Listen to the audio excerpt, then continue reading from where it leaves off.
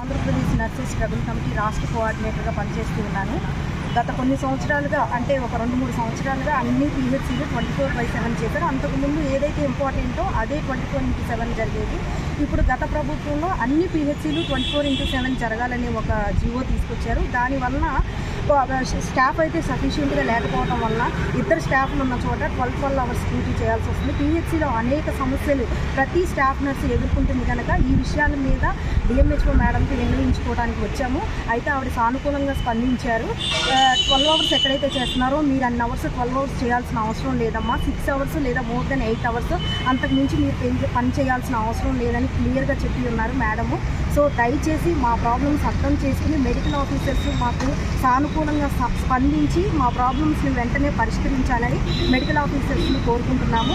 ప్రతి PHCలో ఎక్కడైతే 12 అవర్స్ జరుగుతున్నాయో ఆ 12 అవర్స్ తీసేయాలని కోరుకుంటున్నాము. అలాగే సండే టైంలో సింగిల్గా డ్యూటీ చేస్తున్న స్టాఫ్ నర్స్కి హెల్పర్స్ని ఎవరో ఒకరిని ఇవ్వాలని కోరుకుంటున్నాము. అలాగే వితౌట్ వాచ్మెన్, నైట్ డ్యూటీలో వాచ్మెన్ లేకుండా సింగిల్ స్టాఫ్ నర్స్తో డ్యూటీ చేయించొద్దని కూడా మేము వేడుకుంటున్నాము.